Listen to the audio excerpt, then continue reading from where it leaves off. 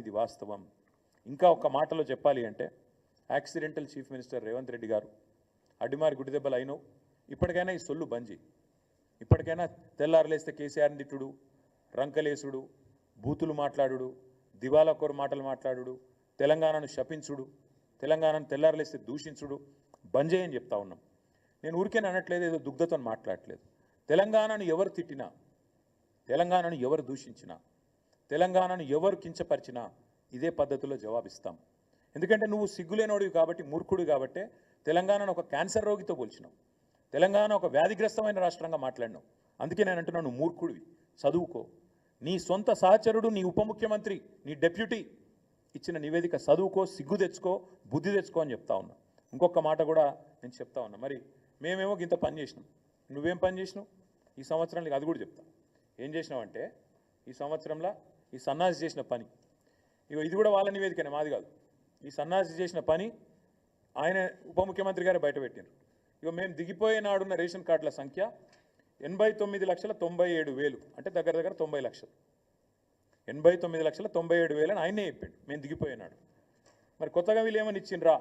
As on ఆయన చెప్పిన లెక్క 31/8/2024, ఇంకా తర్వాత ఎన్ని కట్ చేసిరో తెలియదు, దాదాపు 1,00,000 కార్డులు తొలగించినామని చెప్పిండు ఆయన. కొత్త ఇయ్యలే, ఉన్నాయి కట్ చేసిరు. ఇది నేను చెప్పలే, నిన్న బట్టి విక్రమార్కి ఇచ్చిన రిపోర్ట్ ఇది. ఇగో ఈ సన్నాసి చేసిన పరిస్థితి ఏంటంటే, ఇగో 1,00,000 రేషన్ కార్డు, 1,00,000 పైచీలకు రేషన్ కార్డులు తొలగించిండు. ఇంకొక మాట చెప్తున్నా, తొలగించడమే కాదు, ఇవాళ పేపర్లలో వార్తలు ఎంత కిరాతకం అంటే, వీళ్ళు చెప్పే ఎంత దిక్కుమాలిన మాటలు అంటే, ముఖ్యమంత్రి అనేటోడు ఇన్ని పచ్చబద్దాలు చెప్తాడని ప్రపంచంలో ఎవరు అనుకోరు. ఇదే ముఖ్యమంత్రి చెప్పిన అబద్ధాలను కూడా బట్టి విక్రమార్క గారు ఎండగట్టి ఉతికి ఆరేసినారు. ముఖ్యమంత్రి ఎక్కడ పోతే అక్కడ వాగుతున్నాడు. ఏమని? అప్పులకు మిత్తిలకే నెలకు 6,500 కడుతున్నా అని చెప్పిండు. ఇది వాళ్ళ రిపోర్ట్. ఇది కూడా ఆ రిపోర్ట్లకి వెళ్ళి నేను కోట్ చేస్తున్నా. మీకు ఈ కాపీ మొత్తం ఇస్తా. నేను చెప్పింది ఏది తప్పైనా ఏ శిక్షకైనా సిద్ధం. ఇది వాళ్ళ రిపోర్ట్. ఇందులో ఏం రాసిండ్రు? ఇగో ఇది వాళ్ళ రిపోర్టు. దీని ప్రకారం government of Telangana state accounts as of January 2025, అంటే పోయిన నెల ఈ రిపోర్ట్. ఇందులో ఏం రాసిండ్రు? మిత్తిలకు ఎంత కడుతున్నామని రాసిండ్రు తెలుసా? పోయిన 10 నెలలు మొత్తం ఇప్పటిదాకా కట్టింది ఎంత అంటే 22,056 కోట్లు. 22,056 కోట్లు. నెలవారీ లెక్క కూడా ఇళ్ళనే ఇచ్చిండు. పాపం బట్టి విక్రమార్క అమాయకంగా ఇరుక్కున్నాడు. ఆయన ఉద్యోగం ఉంటుందో పిక్తుందో కానీ ఇగో నెల నెల కూడా ఇచ్చిండు. నెల నెల మిత్తి ఎంత కట్టినాం ఏం చెప్పిండు ఇలా? పోయిన ఏప్రిల్ 24లో కట్టిన మిత్తి 1,865 కోట్లు, మే నెలలో 3,700 కోట్లు, జూన్లో 5,000 చిల్లర కోట్లు. ఇట్లా ఓవరాల్గా మన్నించాలి, ఏప్రిల్లో 1,865, మేలో 1,864, జూన్లో 2,200, జూలైలో 2,200, ఆగస్టులో 2,304 కోట్లు, సెప్టెంబర్లో 2,689 కోట్లు, అక్టోబర్లో 1,965, నవంబర్లో 1,928, డిసెంబర్లో 2,475, జనవరిలో 2,499, మొత్తం కలిపి 10 నెలలకు గాను కట్టింది పోయిన ఏప్రిల్ నుంచి మొన్న జనవరి దాకా 22,000 కోట్లు, అంటే నెలకు 2,200 కోట్లు.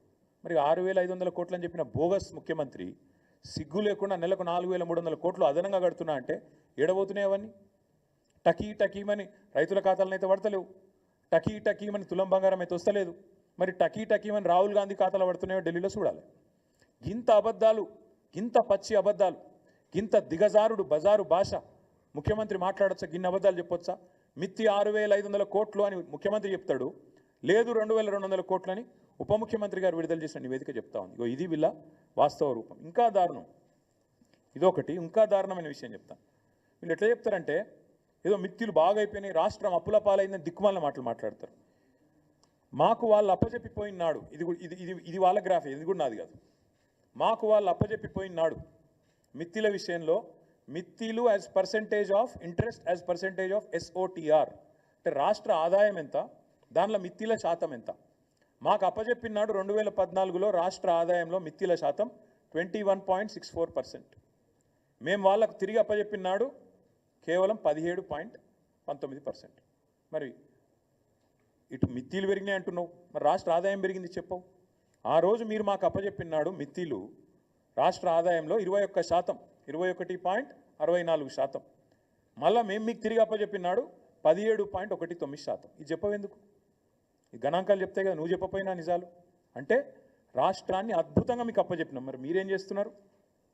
కేసీఆర్ చెప్పింది నిజం చేస్తుండ్రు. ఢిల్లీ పార్టీలకు తెలంగాణను పరిపాలించుడు చేత కాదు అని తేలిపోయింది. కాబట్టే ఇగో ఇది పేపర్లో వార్త ఈరోజు. ఇది ఈరోజు వార్త, ఈరోజు పేపర్లో వచ్చిన వార్త ఇది. రాష్ట్ర ఆర్థిక పరిస్థితి గరిష్టానికి, ఆర్థిక లోటు గరిష్టానికి వీకింది, సన్నాసులకు పరిపాలన చేత అయితే లేదు.